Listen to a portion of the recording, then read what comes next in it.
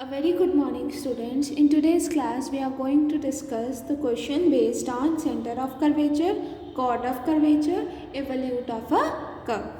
The very first example is find the coordinates of center of curvature at any point on the ellipse x square by a square plus y square by b square is equals to 1 या फिर और x is equals to a cos theta, y is equals to b sin theta, hence find the equation of its evolute.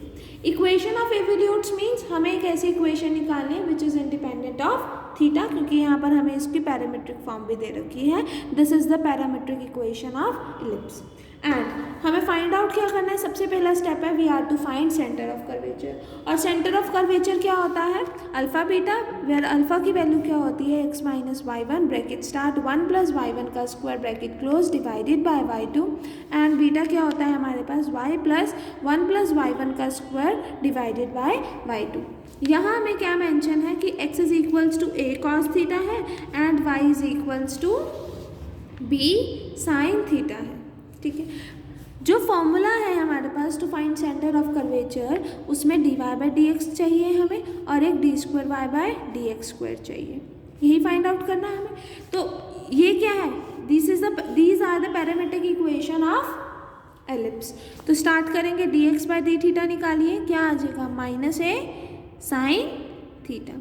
फिर निकालिए d y by d theta, differentiating it with respect to theta, तो क्या आ जाएगा? B cos theta.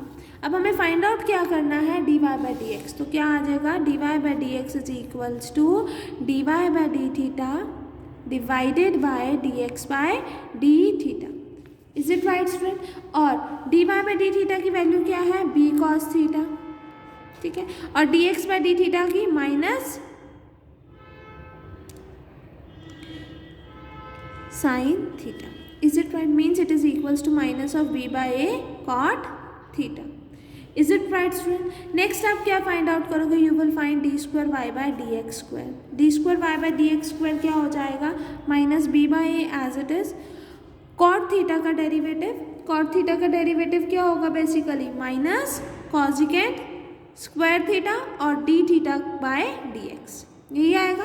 तो minus minus positive means b by a cosecant square theta और d theta by d x की value क्या हो जाएगी हमारे पास?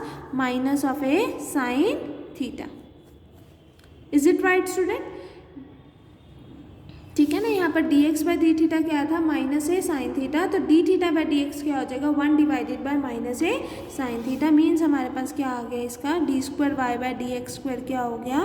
Minus of b divided by a square cos square theta sine cosecant square theta sine theta. That is 1 by sine theta क्या होता है? Cosecant theta. या फिर आप लिख सकते हो कॉजिकेंट थीटा क्या होता है? 1 बाय साइन थीटा. तो आप इसको ऐसे लिख सकते हो 1 by b a square cosecant cube theta. Is it right? ये d square y by d x square की वैल्यू आ गई. Means it is the value of y two और हमने यहाँ पर वैल्यू ऑफ वाई वन भी फाइंड आउट कर दी. ठीक है. जस्ट फिर आपको इन इक्वेशंस में सब्स्टिट्यूट करना है और आपके पास आंसर आ जाएगा. Let us see in book now. Now let us see the solution. It would be suitable to take the parametric equation of the ellipse जहाँ पर x क्या है? a cos theta and y is equals to b sin theta. Next सबसे पहला step क्या है? You have to find y1 जो भी हमने फाइंड आउट करा सेम ही है. It is also same minus b by a cot theta. फिर y2 फाइंड आउट करा. y2 भी हमारे पास यही आ रहा था minus of b divided by square cosecant cube theta.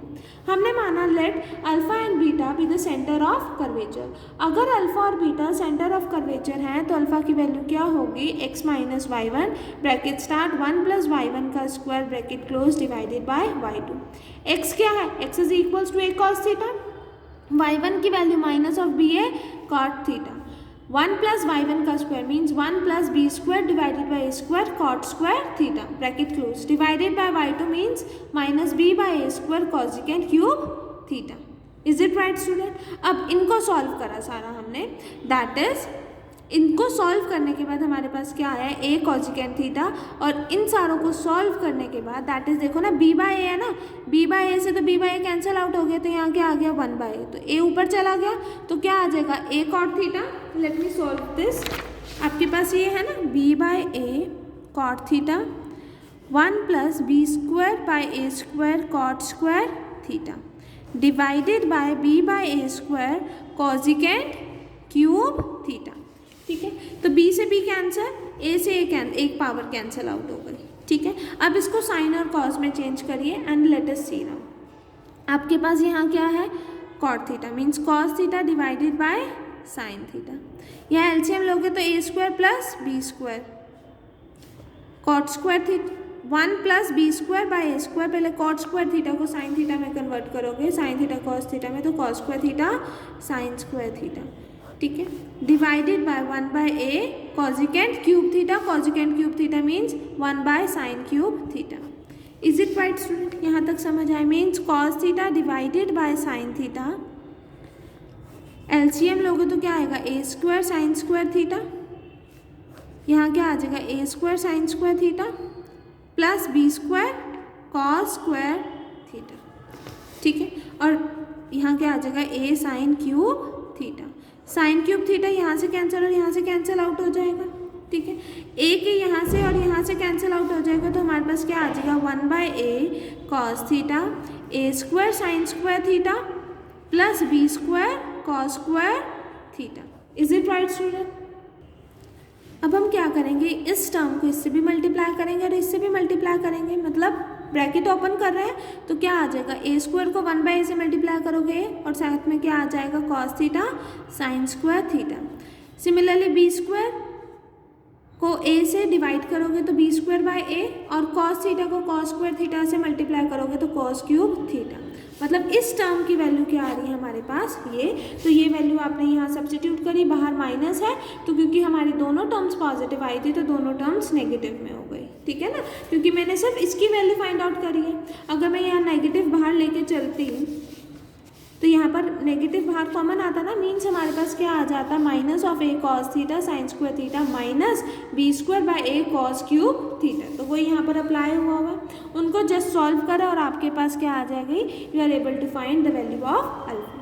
Next step is कि आप बीटा की वैल्यू फाइंड आउट करोगे, और बीटा क्या होता है हमारे पास, y प्लस 1 प्लस y1 का square divided by y2। y की वैल्यू क्या होती है, b साइन थीटा, y1 की value it is minus b by a cot theta, तो minus b by a cot theta का स्क्वायर लेंगे तो क्या आ जाएगा, b square by a square cot square theta divided by y2 की value क्या हो जाएगी, minus b by a square cosecant cube theta. Is it right student? फिर इनको सॉल्व करोगे, इस टर्म को सॉल्व करोगे तो आपके पास ये टर्म आ जाएगी, ये टर्म आने के बाद आपके पास बीटा की वैल्यू ये आ जाएगी। Is it right student? इतना तो कर सकते ना, ये वाला पार्ट सॉल्व करोगे घर पर, आपका होमवर्क है कि ये वाला पार्ट सॉल्व करके आपने मुझे इन्फॉर्म करना है कि यही आंसर आ रहा है ना। Okay students, now this the value of this alpha and beta are the centre of curvatures, किसकी टर्म्स में, in terms of theta which are the parametric equation of the evolute. अब इवोल्यूट निकालना है, मतलब हमें इक्वेशन ऑफ इवोल्यूट निकालना है, मतलब मुझे इक्वेशन 1 में अल्फा और बीटा में थीटा को एलिमिनेट करना है। थीटा को एलिमिनेट करना है तो यहाँ देखो क्या आएगा हमारे पास, that is eliminating theta from 1 and 2 and changing alpha beta into x and y, we get the Cartesian equation of the evolute of the ellipse। तो यहाँ पर अल्फा किस में चेंज हो गया, x में। अगर अल्फा x में चेंज हो गया मीन्स हमारे पास क्या आएगा, that x is equals to a square minus b square divided by a cos cube theta, means a x is equals to a square minus b square cos cube theta. Is it right student? ये बात आई, इतनी बात समझ आई। ठीक है, अगर मैं यहाँ पर एक ए टर्म आई, ठीक है, एंड बीटा को एक y से रिप्लेस करा है तो क्या आ जाएगा, y is equals to minus a square minus b square divided by b sine cube theta. ठीक है, साइन क्यूब थीटा आ गया यहाँ पर, तो मतलब b y is equals to minus of a square plus b square sine cube theta. Now I know that the identity that sin square theta plus cos square theta is 1, but यहाँ तो sin cube theta और cos cube theta आ रहा है, तो आपने क्या करा, squaring on both the sides कर दिया, squaring on both the sides करा और डिवाइड बाय 3 कर दिया, मतलब take raising to the power of 2/3, 2/3 करा तो यहाँ स्क्वायर थीटा आ गया। इसकी भी पावर किससे रेज करी, 2/3 से, सो दैट यहाँ भी 2/3 हो गया और 2/3 मल्टीप्लाई 3 क्या हो गया, 2 हो गया। तो अब हम अपना आइडेंटिटी अप्लाई कर सकते हैं ना, मुझे थीटा को एलिमिनेट करना था तो मैंने उसी अकॉर्डिंग पावर को रेज करा so that cos square theta plus sine square theta की आइडेंटिटी लगे। तो क्या आ जाएगा फिर हमारे पास ax की पावर 2/3 प्लस by की power 2/3 is equals to a square minus b square की होल पावर 2/3। यही करा है यहाँ पर, देखो ये टर्म आए, फिर raising to the power of 2/3, क्या करा है यहाँ पर, रेजिंग टू पावर ऑफ 2/3, ठीक है। सिमिलरली आपने बीटा वाली फॉर्म में भी यही अप्लाई करना है। जब हमने बीटा को y से रिप्लेस करा, y डिनोमिनेटर में था, राइट हैंड साइड पे वो लेफ्ट हैंड साइड में गया तो मल्टीप्लिकेशन में हो गया और फिर raising to the power of 2/3 करके ये आया, ठीक है। दोनों को ऐड करा तो हमारे पास which is the required equation of evolute in Cartesian coordinates, ठीक है। Students, this completes your example number 1. Now let us see example number 2. If Cx means the chord of curvature parallel to x-axis and Cy means chord parallel to y-axis with the chords of curvature parallel to the coordinate axis at any point of the curve y is equals to c cos x by c. Prove that 4c square cx का square plus cy का square is equals to cy की power 4. अब कोश में है ना, तो हमें पता है कोश x बाई सी का derivative sine hyperbolic x by c होता है, ठीक है, into derivative of x by c. Means इसमें जैसे हम नॉर्मली ट्रिग्नोमेट्रिक फंक्शंस में करते थे, कॉस का डेरिवेटिव माइनस साइन होता है, इसमें ऐसा सच नहीं होता, इसमें डेरिवेटिव्स में कोई चेंज इन साइन नहीं होता, ठीक है students. Now let us proceed. हमें Cx की वैल्यू फाइंड आउट करनी है and we have to find out the value of Cy।